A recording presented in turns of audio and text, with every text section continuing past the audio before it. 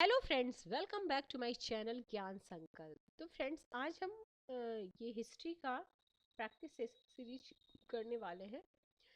जो आगामी कोई भी आप एग्ज़ाम दे रहे हो, अगर आपका सब्जेक्ट हिस्ट्री या आप एसएसटी किसी भी टीचिंग एग्ज़ाम की प्रिपरेशन कर रहे हो तो आपको काफ़ी हेल्प करेगा। आज मैं आपको 63 क्वेश्चन कराऊंगी, जैसे यूपी टीजीटी में आता है। यूपी टीजीटी में आपको टोटल एसएसटी में 125 क्वेश्चन आते हैं, उसमें से 63 आप या तो मतलब 4 सब्जेक्ट होता है, आपको पता होगा अगर आपने हिस्ट्री, सिविक्स, ज्योग्राफी और इकोनॉमिक्स, तो 2 सब्जेक्ट आप ले सकते हो, कोई भी ले सकते हो, हिस्ट्री सिविक्स या हिस्ट्री ज्योग्राफी। तो मेरे चैनल पे आपको हिस्ट्री और सिविक्स की तैयारी कराई जाती है।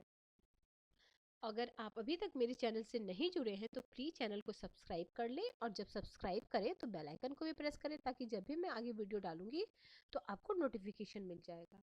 स्टार्ट करते हैं आज का क्लास। आज के क्लास का फर्स्ट क्वेश्चन है, देखो मैच द फॉलोइंग है इसमें। एक साइड देखो, पहला है दयानंद सरस्वती, फिर बी में खान अब्दुल गफ्फार खान, राम मोहन रॉय, देवेंद्र नाथ टैगोर। इधर हमें इनसे मैच करना है। तो दयानंद सरस्वती से क्या संबंधित है? आर्य समाज। तो एक का थर्ड आपको 3 में, तो इससे तो होगा नहीं। फिर देखते हैं खान अब्दुल गफ्फार खान, तो खुदाई खिदमतगार, यानी फर्स्ट, बी में फर्स्ट, बी में फर्स्ट, बी में फर्स्ट, तो 2 में है। ठीक है, फिर देखते हैं राम मोहन रॉय का भी आपको पता है, ब्रह्म समाज। फिर देवेंद्रनाथ टैगोर, काफी इजी ही क्वेश्चन इसको कहेंगे हम। तो first is the right answer. Next question पे चलते हैं हम। भारतीय उपमहाद्वीप के किस भाग में हड़प्पा संस्कृति का उदय हुआ था? तो जो हड़प्पा संस्कृति का उदय हुआ था वो भारत के उपमहाद्वीप के उत्तर पश्चिमी भाग में हुआ था। और इसके साथ साथ पाकिस्तान, अफगानिस्तान, बलूचिस्तान आदि स्थान थे। और जो इसके हड़प्पा सभ्यता के जो मोस्ट इम्पॉर्टेंट शहर जिनको खोजे गए थे वो है मोहनजोदड़ो, हड़प्पा, धौलावीरा, बनवाली, राखीगढ़ी, कालीबंगा, लोथल। अब इसको हड़प्पा सभ्यता क्यों बोलते हैं? ये तो सिंधु घाटी सभ्यता है। हड़प्पा सभ्यता इसलिए बोला जाता है क्योंकि सबसे पहले हड़प्पा नगर की खोज हुई थी 1921 में, दयाराम साहनी ने किया था, इसलिए इसे हड़प्पा सिविलाइजेशन भी कहते हैं। ठीक है, नेक्स्ट क्वेश्चन पे चलते हैं। प्रागैतिहासिक युग में मानव कहाँ रहते थे? तो देखो, अब ये तो देखो, मचान पे भी रहते थे, कंदरा पे झोपड़ी, हो सकता है आप कंफ्यूज हो झोपड़ी बनाते थे या नहीं, बट ये दोनों तो था, तो इनमें से सभी हो जाएगा। Option number 4 is the right answer. Question number 4 में क्या है? सिंधु घाटी के निवासी किस धातु का ज्ञान नहीं था, ये पूछा जा रहा है। ठीक है, इस बात पे गौर कीजिए, किसका नहीं था। तो देखो, सोना का भी था, चांदी का भी था, तांबे का भी था, बट लोहा का नहीं था। लोहा का जो खोज हुई है या लोहा जब से प्राप्त हुआ वो उत्तर वैदिक काल से। तो अगर सबसे पहली धातु पूछा जाए कि सबसे पहले धातु का ज्ञान जो था वो कौन सा धातु था, तो वो तांबा था। और सिंधु घाटी सभ्यता को कांस्ययुगीन सभ्यता भी कहते हैं। क्यों कहते हैं? उस समय कांसा का खोज हुआ था। तो कांसा कैसे बनता है? तांबा और टीना मिला के कांसा बनता है, ये भी आप ध्यान रखना। अगला है, अब ये थिंकर है, उनसे रिलेटेड बुक है। एक तरफ बुक है, एक तरफ थिंकर है। ठीक है, मतलब ये है महाभाष्य है, कुमार संभवम में अष्टाध्यायी है, और अर्थशास्त्र। अर्थशास्त्र सबको पता है, चाणक्य का है। और अष्टाध्यायी पाणिनि का। तो सी में सेकंड है, किस में? तो फर्स्ट में ही है, सी में सेकंड, हम मैच ही कर देते हैं। देखो, कुमार संभवम है कालिदास, महाभाष्य हो जाएगा आपका पतंजलि, और अष्टाध्यायी पाणिनि। ठीक है, अगला चलते हैं। वल्लभाचार्य ने किसकी भक्ति का गान प्रचार किया था? तो वो किए थे, कृष्ण की भक्ति का गान प्रचार किए थे। आगे है, निम्नलिखित में से बौद्ध धर्म किसकी हिमायत करता है? भूखा रहना, दुख भोग, मध्यम मार्ग और सही मार्ग। तो वो मध्यम मार्ग की बात करता है। ठीक है, अगला है, शायन ने वेदों पर अपनी टीका किस भाषा में लिखी थी? तो उन्होंने अपनी जो टीका लिखी थी वो संस्कृत भाषा में लिखी थी। वेदों पर अपनी टीका शायन ने संस्कृत भाषा में लिखी। समस्त दक्षिण भारत में अभिज्ञात वर्ग की भाषा संस्कृत थी। सर्वसाधारण में स्थानीय तेलुगु, कड़कम एवं तथा तमिल प्रचार था। बुक्का प्रथम के समय वैदिक साहित्य संस्कृत के अध्ययन अध्यापन पर विशेष प्रगति हुई। इसके समय में माधवाचार्य, विद्याधारण्य तथा इसके भाई सयान जैसे विद्वानों ने वैदिक ग्रंथों पर स्वतंत्र रूप से भाष्य भाष्य जिसको टीका भी बोलते हैं, तैयार किया है। ठीक है, नेक्स्ट क्वेश्चन पे चलते हैं। क्वेश्चन नंबर 9 है, निम्नलिखित में से कौन सा स्थान बौद्ध धर्म से संबंधित नहीं है? तो सोमनाथ नहीं है, देखो नालंदा भी है, सारनाथ भी है, बौद्ध गया है भी, सोमनाथ नहीं है। सोमनाथ कहाँ है? सोमनाथ आपको गुजरात में है। अगला है क्वेश्चन नंबर 10, अभिज्ञान शाकुंतलम के लेखक कौन है? तो कालिदास है। ठीक है, अगला है गौतम बुद्ध कहाँ पैदा हुए थे? तो लुम्बिनी में हुए थे।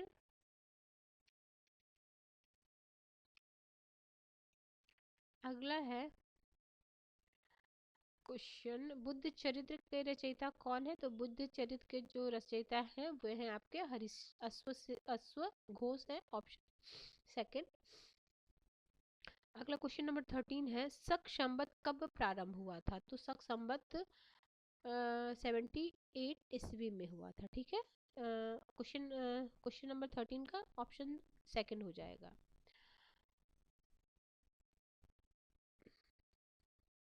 देखो फर्ग्यूसन, ओल्डेनबर्ग, थॉमस बनर्जी तथा हेमचंद्र रॉय चौधरी जैसे कुछ विद्वान कनिष्क के राज्यारोहण की तिथि को 78 ईस्वी मानते हैं। इसके अनुसार कनिष्क इतना ईस्वी में संवत का प्रवर्तक था। अगला है उत्तर रामचरितम के रचयिता कौन है? तो उत्तम रामचरितम के रचयिता जो है वो है आपके भवभूति, ऑप्शन नंबर सेकंड। भभूति ने 3 नाटक उत्तर रामचरित, मालती माधव और महावीर चरित लिखे थे। ये ध्यान रखना, ये मतलब अभी तो ये पूछा गया है, तो हो सकता है ये दोनों भी पूछा जा सकता है, तो आपको ध्यान रखना होगा। अगला है, हर्षवर्धन के शासन काल में सत्ता का केंद्र कहाँ था? तो हर्षवर्धन के काल में कन्नौज था सत्ता का केंद्र। तो हर्षवर्धन के शासनकाल में सत्ता का केंद्र कन्नौज था। इसका एक नाम महोदय भी मिलता है। कन्नौज की महत्ता 7वीं शताब्दी ईस्वी से बढ़ी। पहले यह मौखली वंश की राजधानी थी तथा फिर हर्षवर्धन ने उत्तरी भारत में अपना विशाल साम्राज्य स्थापित कर लेने के बाद कन्नौज को अपनी राजधानी बनाया। इस समय से कन्नौज ने पाटलिपुत्र का स्थान ग्रहण कर लिया। यह भी महत्वपूर्ण राजनीति। ठीक है, अगला चलते हैं। देखो क्या है, कादम्बरी में बाणभट्ट ने हर्ष के काल का वर्णन किया। अब कादम्बरी किसकी रचना है? तो बाणभट्ट का, ऐसा पूछा जा सकता है। आगे क्वेश्चन नंबर आपका 16 है, यूनानी राजदूत मेगसनी किसके दरबार में भारत आए हुए थे? तो ऑप्शन में अजातशत्रु, बी है अशोक, थर्ड है चंद्रगुप्त मौर्य और फोर्थ है बिम्बिसार। तो ऑप्शन नंबर ये हो जाएगा third, Chandragupta Maurya is the right answer. Mahabalipuram के 7 रथों वाले मंदिर किसने बनवाए? तो ये पल्लवों ने बनवाए थे। इसको भी देख लेते, देखो पल्लवों ने महाबलीपुरम के 7 रथों वाले मंदिर बनवाए थे। मामल्ल शैली की महत्वपूर्ण रचना रथ अथवा एकाश्मक मंदिर है जो महाबलीपुरम में बनाए गए थे, और इसका अलग अलग नाम था। द्रौपदी रथ, नकुल सहदेव रथ, अर्जुन रथ, भीम रथ, धर्मराज रथ, गणेश रथ, पिंडारी, ग्राम्य देवी और बलयंकुटम तथा द्रौपदी सबसे छोटा था और सबसे बड़ा जो था वो था धर्मराज। अगला, माउंट आबू के दिलवारा मंदिर का निर्माण किसने कराया था? तो किस वंश ने करवाया था? तो दिलवारा का मंदिर जो है वो सोलंकी। अगला है, देखो सोलंकी वंश का संस्थापक मूल राज था। इसकी राजधानी अनहिल्यावाड़ा थी। इसी वंश के भीम प्रथम ने सामंत विमल ने आबू पर्वत पर दिलवारा के प्रसिद्ध जैन मंदिर का निर्माण करवाया। यह पूर्णतः संगमरमर से बनाया गया है। कुमार देवी किस गुप्त शासक की पत्नी थी? तो ये चंद्रगुप्त प्रथम की पत्नी थी, option first is right answer. आगे है क्वेश्चन नंबर 20, चंद्रगुप्त मौर्य की राजधानी कहाँ थी? तो सबको पता पाटलिपुत्र थी। अगला है,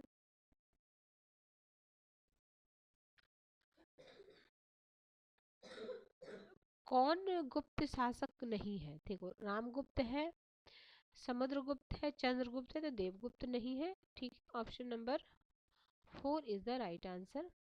देखो, गुप्त वंश की स्थापना 275 में, क्वेश्चन नंबर क्या है हमारा, 21 है ना, 21।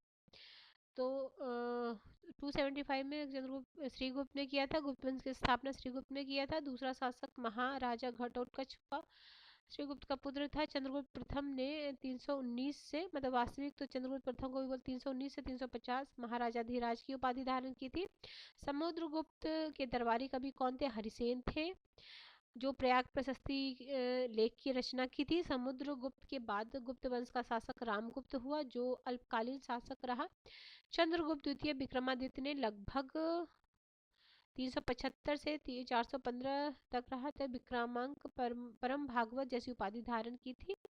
देवगुप्त उत्तरकालीन गुप्त वंश का शासक था तथा इसके मालवा में अपना स्वतंत्र राज्य स्थापित किया।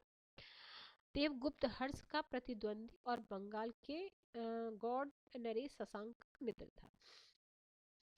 अगला घोष का संबंध है तो कुषाणों से था। Third is the right answer 22 का। अगला है 23 क्वेश्चन, राष्ट्रकूट साम्राज्य का संस्थापक कौन था? तो थर्ड का है ये, दंती दुर्ग थे। अगला है, प्राचीन भारत में निम्नलिखित में किस शासक ने जैन धर्म को स्वीकार कर संन्यास लिया? चंद्रगुप्त मौर्य ने। अगला है 20, ये तो हो चुका है। अगला 25, चालुक्य वंश की राजधानी कहाँ थी? तो वातापी थी, ऑप्शन फर्स्ट। पल्लव वंश का अंतिम शासक कौन था? तो अपराजित वर्मन था, अपराजित वर्मन था। अगला है, गुप्त काल में किस धर्म का सबसे अधिक विकास हुआ? तो पौराणिक धर्म। मुझे नहीं, एक कथन है, ये किसने बोला था? मुझे नहीं मालूम क्या कानूनी है या क्या गैर कानूनी, मैं राज्य की आवश्यकता अनुसार कानून बनाता हूँ। तो ऐसा अलाउद्दीन खिलजी ने बोला था। आगे है,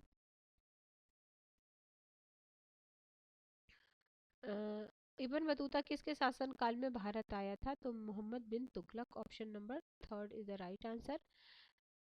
तुर्कान ए चहलगानी कौन थी? तो ये 40 अमीर तुर्कों का समूह था। सेकंड, तो इसको थोड़ा देखो। तुर्कान ए चहलगानी 40 तुर्क अमीरों का समूह था। आरंभ में कुछ कुतुबी तथा कुतुबुद्दीन ऐबक के समय सरदार और मुइजी अर्थात मोहम्मद गोरी के समय के सरदार ने इल्तुतमिश के सिंहासन पर बैठते ही इसका विरोध किया। इल्तुतमिश ने इसके विरोध को समाप्त कर दिया, परंतु वह कभी भी उन पर पूर्ण विश्वास न कर सका। इस कारण उसने अपने गुलाम सरदारों का एक गुट बनाया, जिसे तुर्कान ए चहलगानी के नाम से विख्यात है। ये गुलाम सरदार उसी के द्वारा खरीदे गए थे जिन्हें राज्य में प्रतिष्ठित पद प्रदान किए और प्रशासन उनसे सहयोग लिया। इल्तुतमिश द्वारा दिए गए महत्वपूर्ण कार्य क्या है? कुतुब मीनार के निर्माण को पूर्ण कराए। स्टार्ट तो एक कुतुबुद्दीन ऐबक ने करवाया था, बट जो इसका निर्माण पूर्ण कराया वो उन्होंने कराया। सबसे पहले शुद्ध अरबी सिक्के चलाए, चांदी का टंका और तांबे का जीतल, इकता प्रणाली का स्टार्ट कराया था। आगे, किस दिल्ली सल्तनत ने घोड़े को दागने की प्रथा प्रारंभ की थी? तो ये Alauddin Khilji, third is the right answer. देखो, दिल्ली सल्तनत के सुल्तान अलाउद्दीन खिलजी ने घोड़ों को दागने की प्रथा प्रारंभ की। अलाउद्दीन ने ऐसा परिवर्तन इसलिए किया कि सैनिक अच्छे घोड़े में परिवर्तन न कर सके और एक ही घोड़े को बार बार निरीक्षण के लिए प्रस्तुत न किया जा सके। इसके लिए घोड़े को दागने की प्रथा प्रारंभ की गई। दिल्ली के किसी अन्य सुल्तान ने उस समय तक इन कार्यों को अपनी सेना में प्रारंभ नहीं किया था। अलाउद्दीन खिलजी ने सैनिक व्यवस्था में काफी परिवर्तन किया। युद्ध के अवसर पर सैनिक अपने स्थान पर किसी अन्य व्यक्ति को न भेज दे, इसलिए इसकी रोकथाम के लिए सैनिकों का हुलिया, मतलब सबसे पहले उन्होंने ड्रेस जो है हुलिया भी स्टार्ट किया था। लिखने की प्रथा प्रारंभ की। दक्षिण भारत का विजय सल्तनत काल में अलाउद्दीन खिलजी द्वारा किया गया। अगला है, तुजुक ए जहांगीरी किसने लिखी? तो जहांगीर ने लिखी। बुलंद दरवाजा अकबर ने किन विजय पे? तो गुजरात विजय पे। मनसब क्या था? तो ओहदा था।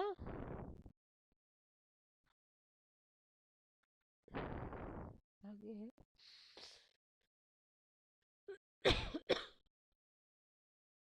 जयपुर शहर की स्थापना किसने की? तो राजा सवाई जयसिंह ने किया था। चगताई तुर्क शासन भारत में किस नाम से जाना जाता है? तो मुगल, ऑप्शन थर्ड। पानीपत का द्वितीय युद्ध कब हुआ था? तो द्वितीय युद्ध हुआ था आपका 5 नवंबर 1556। किसके किसके बीच हुआ था? अकबर की विजय हुई थी हेमू और अकबर के बीच। अगला निम्नलिखित किस सिख गुरु के नेतृत्व में सिख राजनीतिक एवं सैनिक शक्ति के रूप में संगठित हुआ? तो ये था गुरु Govind Singh. Option number 4 is the right answer. Mirza Ghalib किस सम्राट के समय में था? तो मिर्जा गालिब बहादुर शाह द्वितीय के समय। अगला है निम्नलिखित में कौन सही सुमेलित है? तो ये है फोर्थ वाला, और औरंगजेब और मनुची। अगला शेरशाह का मकबरा कहाँ है? तो सासाराम में है शेरशाह का मकबरा। जोधाबाई महल कहाँ पे है? तो जोधाबाई महल फतेहपुर सीकरी में है। हमीदा बानो बेगम पत्नी थी, किनकी पत्नी थी? तो हुमायूं की थी। तो निर्वासन के समय हुमायूं ने हिंदाल के आध्यात्मिक गुरु फारस वासी सिया मीर बाबा दोस्त उर्फ मीर अली अकबर जामी की पुत्री हमीदा बेगम से 29 अगस्त 1548 को निकाह कर लिया। कालांतर में हमीदा से ही अकबर जैसे महान सम्राट का जन्म हुआ। आगे है आपका 44। भारत से सबसे आने वाले यूरोपीय कौन थे? तो पुर्तगाली थे। आगे है 1773 के रेगुलेट एक्ट द्वारा स्थापित गवर्नर जनरल की परिषद में सदस्य कौन नहीं था? तो इसको एलिमिनेट किया गया था, सही नहीं था। ईस्ट इंडिया कंपनी का निम्नलिखित में आरंभिक नारा क्या था? भूभाग नहीं व्यापार। निम्न किस अधिनियम द्वारा ईस्ट इंडिया कंपनी के व्यापारिक अधिकारों को समाप्त कर दिया गया? तो 13 कंपनी के व्यापारिक अधिकार को समाप्त कर दिया गया, तो 1813 में। अगला है 1857 सिपाही विद्रोह कहाँ से प्रारंभ हुआ था? तो मेरठ से। पद्मावत के रचयिता कौन है? मलिक मोहम्मद जायसी, थर्ड ऑप्शन।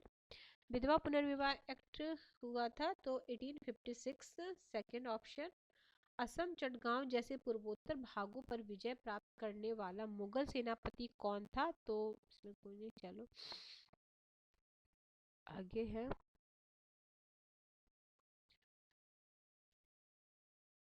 क्वेश्चन नंबर 1925 के कानपुर कांग्रेस अध्यक्ष अधिवेशन की अध्यक्ष कौन थी? तो ये थी Sarojini Naidu. Option number 4 is the right answer.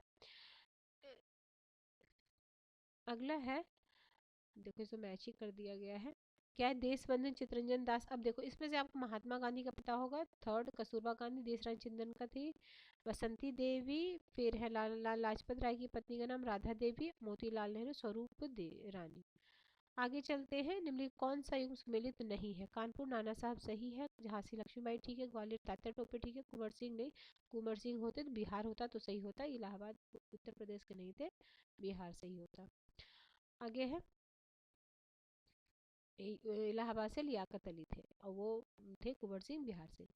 अगला, भारत की राजधानी और पुरानी दिल्ली कब स्थानांतरित हुई? तो ये स्थानांतरित हुई थी 13 फरवरी 1931 को, ठीक है। 16 संस्कार के में उपनयन संस्कार 11वें स्थान पे है। 16 संस्कार कौन कौन से ये देख लो।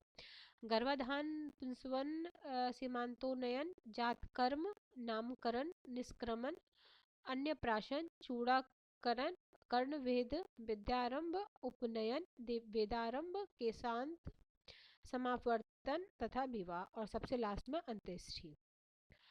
किताब उल हिंद का लेखक कौन था? तो ये थे अलबरूनी, ऑप्शन नंबर सेकंड।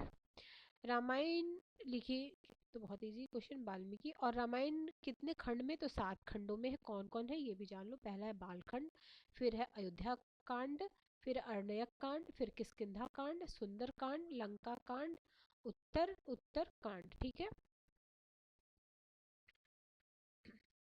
आगे है क्वेश्चन नंबर 60। ब्रह्म समाज का सदस्य, ये तो इजी था, राजा राम मोहन राय, ये ऊपर भी कर चुके थे। रेलवे बोर्ड का गठन कब हुआ था? 1905 में हुआ था, ऑलरेडी किया हुआ है। अकबरनामा का लेखक कौन है? तो अकबरनामा का लेखक है अबुल फजल, ऑप्शन नंबर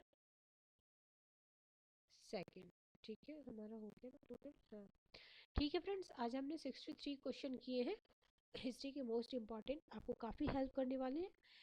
तो अगर किसी वजह से चैनल हेल्प कर रहा है प्रिपरेशन में आपके, तो ज़रूर चैनल को सब्सक्राइब कर लें और ज़्यादा से ज़्यादा शेयर करें अपने जितने भी आपके ग्रुप्स होंगे, व्हाट्सएप ग्रुप, टेलीग्राम ग्रुप, जो भी होंगे उसमें ज़रूर शेयर करें। तो मिलते हैं हम नेक्स्ट वीडियो में। Till then bye bye.